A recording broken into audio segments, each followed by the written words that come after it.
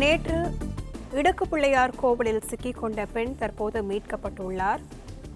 உடல் பருமன் காரணமாக இடுக்கில் சிக்கிக் கொண்ட பெண் பக்தர் இடுக்கு பிள்ளையார் கோவிலில் சிக்கிக் கொண்ட பெண் தற்போது மீட்கப்பட்டுள்ளார். இது குறித்த கூடுதல் விவரங்களோடு செய்தியாளர் மணிகண்டன் இணைப்பில் உள்ளார். மணிகண்டன் வணக்கம். முழுமையான விவரங்கள் என்ன பதிவு பண்ணலாம்? வணக்கம். உலக பிரசித்தி பெற்ற பஞ்சபூத ஸ்தலங்களில் அக்னி ஸ்தலமாக விளங்கும் திருவண்ணாமலை அண்ணாமலையார் கோவிலுக்கு கார்த்திகை தீபம் மற்றும் பௌர்ணமி நாட்களில் லட்சக்கணக்கான பக்தர்களும், வார விடுமுறை நாட்களில் ஆயிரக்கணக்கான பக்தர்களும் திருவண்ணாமலைக்கு வருகை தந்து அண்ணாமலையாரை வழிபட்டு கோவில் பின்புறம் உள்ள மலையை சிவனாக எண்ணி 14 கிலோமீட்டர் சுற்றளவு கொண்ட கிரிவல பாதையில் கிரிவலம் மேற்கொள்வது வழக்கமாக வைத்துள்ளனர்.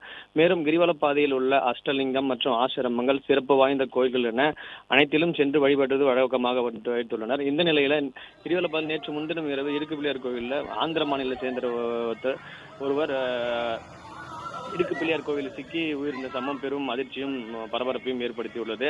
இந்நிலையிலே இன்று கிரிவல பாதையில் இடுக்கு பிள்ளையார் கோவில் உடன்பருவம் காரணமாக உள்ளே என்ற ஒரு பெண் ஒருவர் அங்கே அந்த இடுக்கிலேயே சிக்கி கொண்ட சம்பவம் பெரும் அதிர்ச்சியை ஏற்பட்டது. உடனடியாக அவரை அங்கிருந்து அருகில் இருந்தவர் லாபமாக மீட்டுள்ளார். இதனைத் தொடர்ந்து அவருக்கு மூச்சுத்திணறல் ஏற்பட்டுள்ளது. அதனைத் தொடர்ந்து அங்கு மருத்துவர்கள் வரவழைக்கப்பட்டு அவருக்கு சிகிச்சை அளிக்கப்பட்டு தற்போது மருத்துவமனையில் சேர்க்கப்பட்டு வருகிறது.